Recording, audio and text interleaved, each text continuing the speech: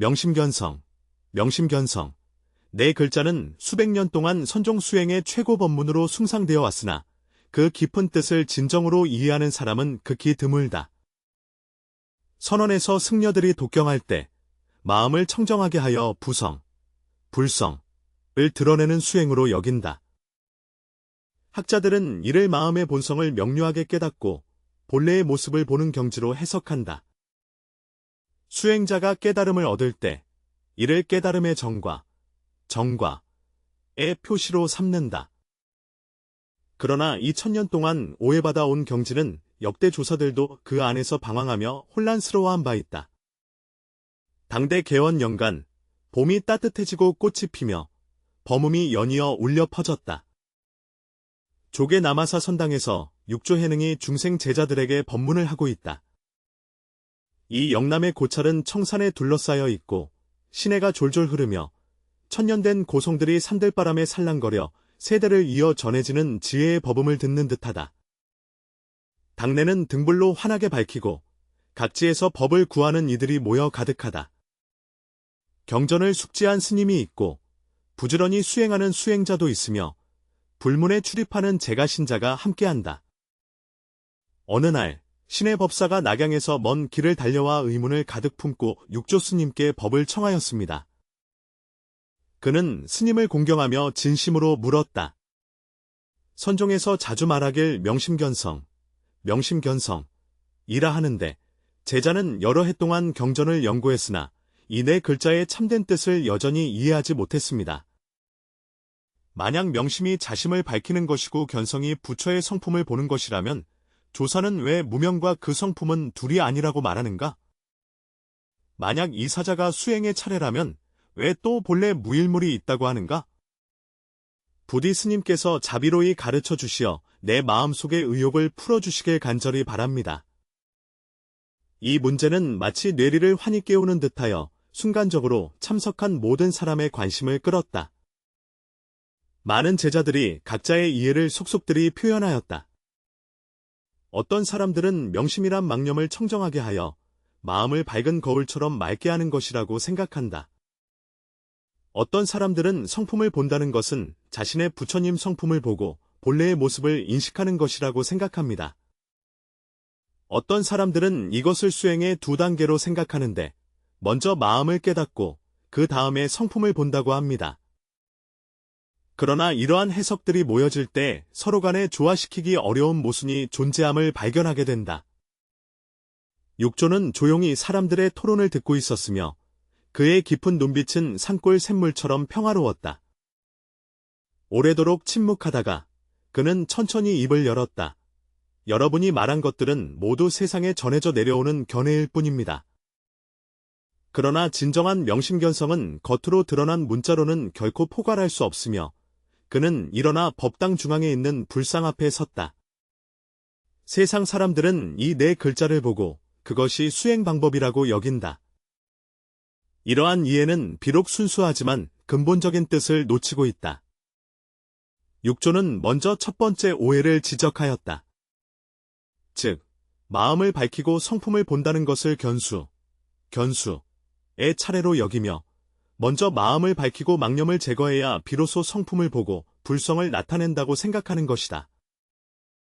이러한 이해는 본래 원흉한 일체 경지를 억지로 두 단계로 나누어 버렸다. 이와 같이 수행하면 몇 년 몇 월에 성취할 수 있겠는가? 그의 말씀은 먼지 속의 진주와 같아 많은 이들이 자신의 수행길을 되돌아보게 만들었다. 두 번째 오해는 더욱 뿌리 깊다. 어떤 사람들은 명심이란 마음을 깨끗하고 무념무상의 상태로 만드는 것이라 여기고 견성은 자신의 불성을 보는 것이라 생각한다. 겉으로 보기에 합리적이지만 자세히 생각해보면 마음은 본래 청정하니 굳이 그것을 밝힐 필요가 없다. 성품은 본래 거기에 있으니 굳이 그것을 보려 할 필요가 없다. 만약 마음이 본래 고요하지 않다면 어떻게 밝힐 수 있겠는가?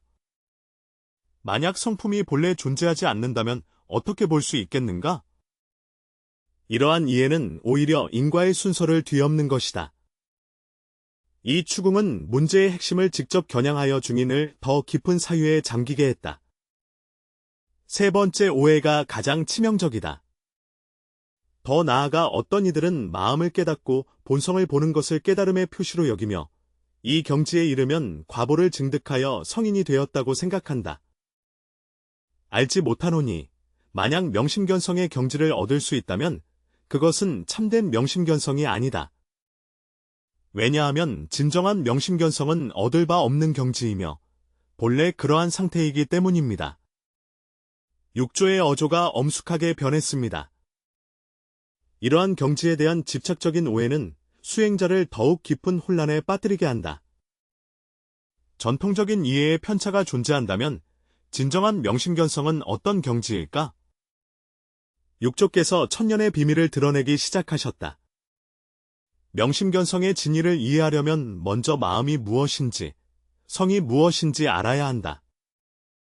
마음은 가슴 속에서 뛰는 그 육체의 심장을 의미하는 것이 아니며 또한 생각하고 분별하는 그 의식의 마음을 말하는 것도 아니다. 오히려 본래 가지고 있는 깨달음을 의미한다. 세상 사람들은 마음이 마음이고 성품이 성품이라고 생각하지만 사실 마음이 곧 성품이고 성품이 곧 마음이다. 이 이치를 진정으로 깨닫게 되면 명심견성, 명심견성이라는 내 글자 속에 놀라운 비밀이 담겨 있음을 발견하게 된다. 육조는 계속해서 설하셨다. 마음을 밝히는 명은 어둠에서 밝힘으로써 얻는 그런 명이 아니며 노력하여 수행함으로써 얻는 그런 명도 아니다. 이 밝음은 본래부터 밝은 것이며 원래부터 갖추어져 있는 것이다. 태양이 본래 빛나는 것처럼 어떤 외부의 힘을 빌리지 않고 스스로를 밝힐 필요가 없다. 너의 깨달음도 마찬가지이다. 본래 분명한 지각이며 본래 영지이니 수행을 통해 밝아지게 할 필요가 없다. 이 비유는 깨달음의 특성을 생생하게 설명하고 있다. 깨달음은 닦아서 얻는 것이 아니라 본래 갖추어진 것이다. 수행의 목적은 무엇을 얻기 위함이 아니라 원래부터 이미 있는 것을 깨닫는 데 있다. 마치 능엄경에서 말한 바와 같이 지견이 곧 지를 세우는 것이며 이것이 무명의 근본이다. 내가 마음속에서 깨달음을 내고자 할 때 그 마음의 움직임 자체가 본래의 밝은 자각을 가리고 있다. 그렇다면 견성은 어떻게 이해해야 할까요? 육조는 미소 지으며 말씀하셨습니다. 견성의 견은 눈으로 보는 그런 견이 아니며 외부 사물을 관찰하듯 불성을 바라보는 것이 아닙니다. 이 견해는 무견의 견해이며 본래부터 존재하는 절조이다. 이 견해는 주객대립의 견해가 아니라 능소쌍멸의 절묘함이다. 성품을 보고자 할 때에는 이미 볼 수 있는 나와 보이는 성품이 있다. 이러한 대립적인 견해가 바로 미혹의 근원이다. 참된 견성은 능견과 소견이 없는 것으로 이원대립을 초월한 직접적인 체험이다. 여기까지 듣고 제자들이 의심스러워하며 물었다. 마음이 본래 밝고 성품이 본래 드러나 있다면 우리는 왜 여전히 수행을 해야 합니까? 육조께서 자비롭게 대답하셨다. 바로 마음이 본래 밝고 성품이 본래 드러나 있기 때문에 수행을 하는 것이다. 그러나 이 수행은 어떤 것을 얻기 위함이 아니라 어둠에 대한 집착을 내려놓기 위한 것이다. 무엇이 되기 위해서가 아니라 본래의 자신을 알기 위함이다. 이것은 겉으로 보기에는 모순되어 보이나 실은 조화로운 이치이다. 수행의 목적은 무수행을 위함이며 증오의 목표는 무증을 위함이다. 모든 탐욕을 놓아버리고 모든 인위적인 마음씀도 내려놓을 때 본래의 명각이 자연스럽게 드러나니 이것이 바로 마음을 밝히고 성품을 깨닫는 진실한 경지이다. 육조께서 더하여 설명하시되 명심견성은 한 단어이지 두 단어가 아니며 먼저 명심하고 나서 견성하는 것이 아니라 명심이 곧 견성이며 견성이 곧 명심이라 하셨다. 왜? 마음과 본성은 본래 하나이며 지혜와 깨달음은 본래 둘이 아니다.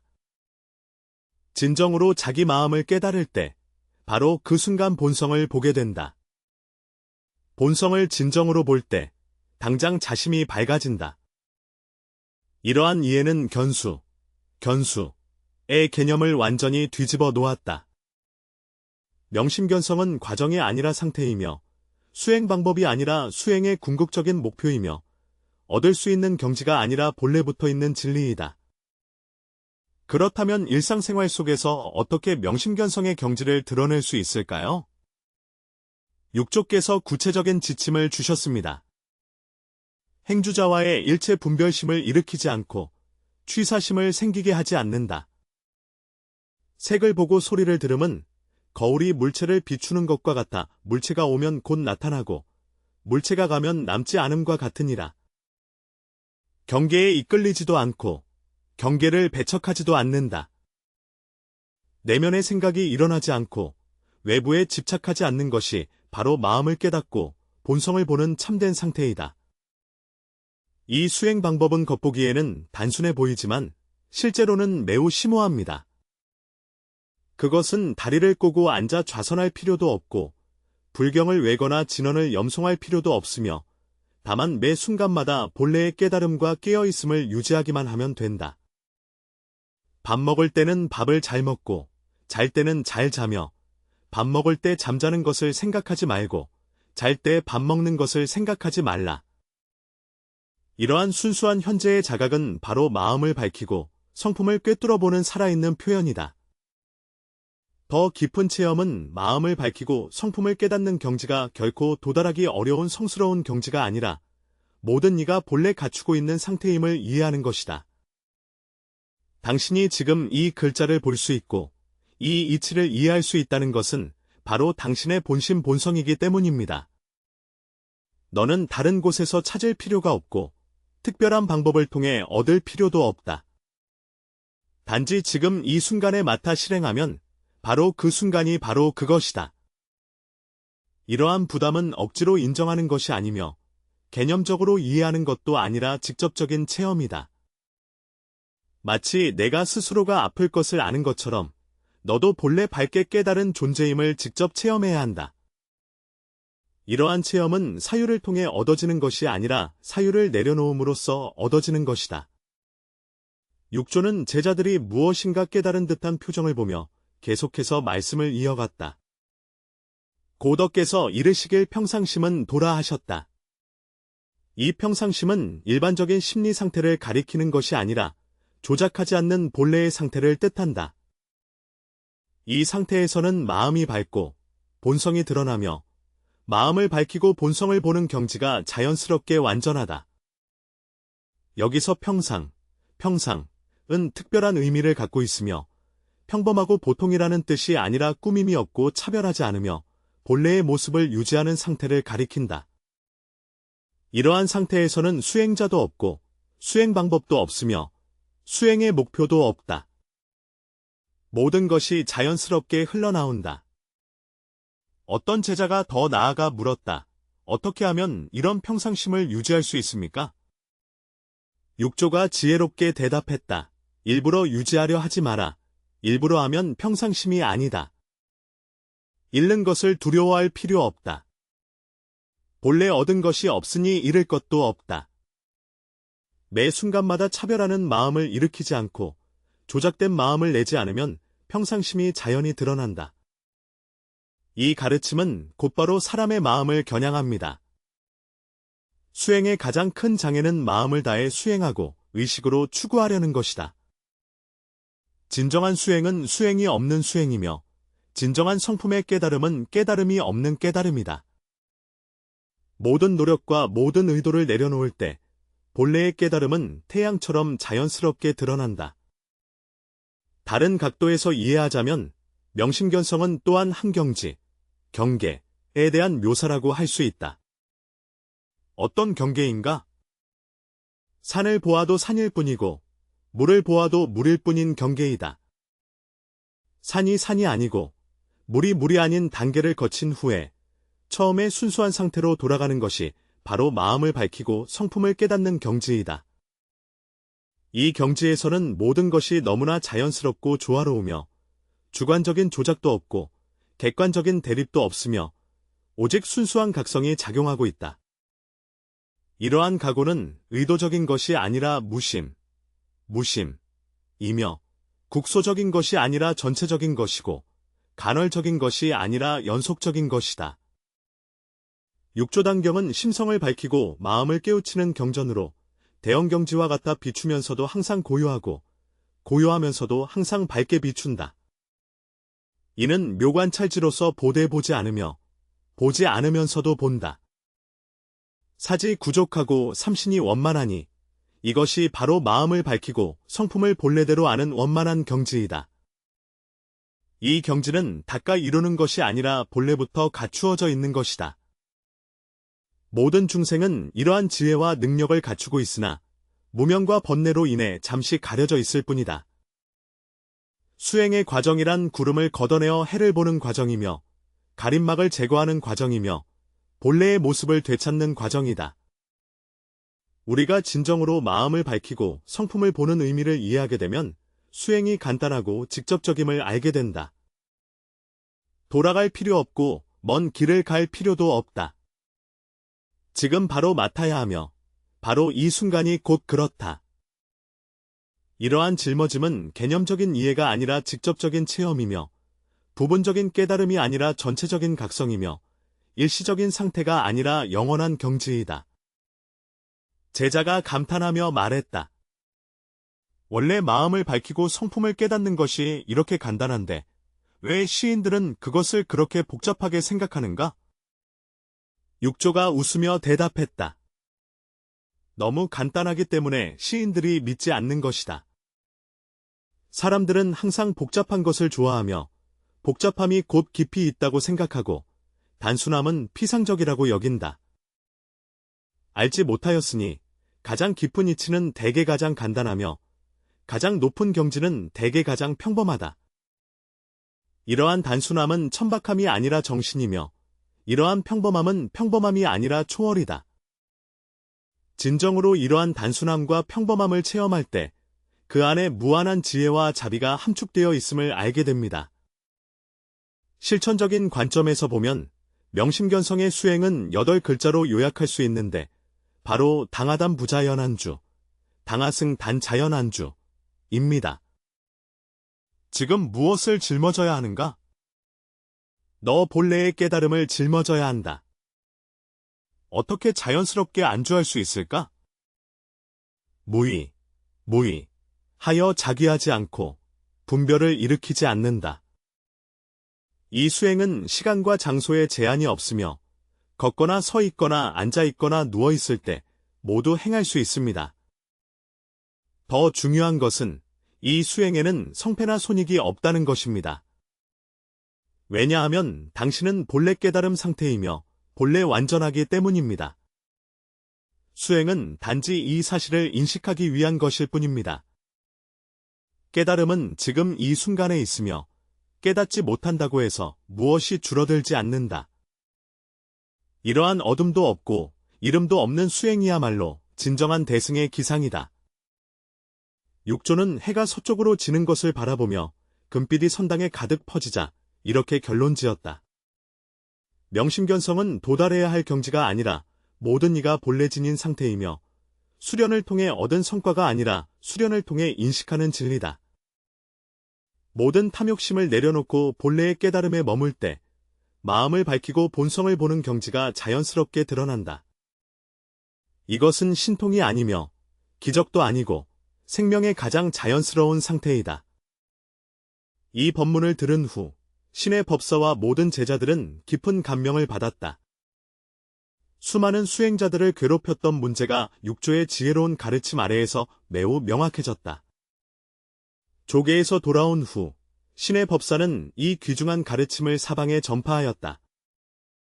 수년 후 신의 법사께서 낙양에서 당을 열어 법문하실 때 자주 육조의 이 말씀을 인용하셨다. 그가 말했다.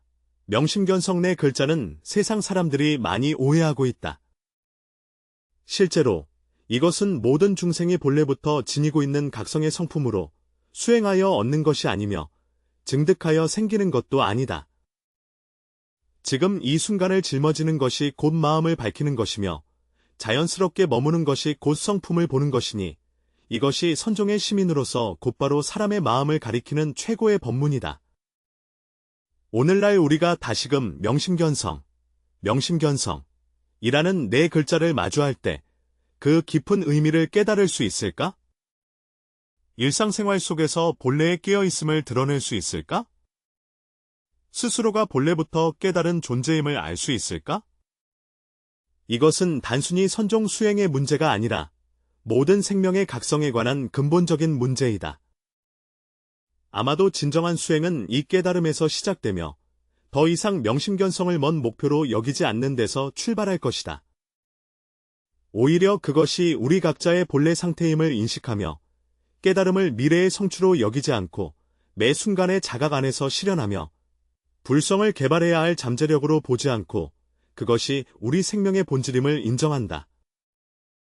이것이 마음을 밝히고 성품을 보는 진실이며 이것이 선종의 마음인, 심인이며 이것이 곧 사람 마음을 직접 가리키는 최고의 묘법이다. 천년의 오해가 해소되면 진리의 빛이 우리의 내면 어둠을 비추어 본래의 고향으로 돌아가 생명의 본질을 깨닫도록 인도할 것이다. 이 깨달음 안에서 모든 수행은 자연스러워지고 모든 경계는 평범하고 특별할 것 없는 것이 된다. 왜냐하면 우리는 마침내 깨달았기 때문이다. 마음을 밝히고 본성을 보는 것은 무엇이 되려는 것이 아니라 본래의 자신을 알아가는 것이다.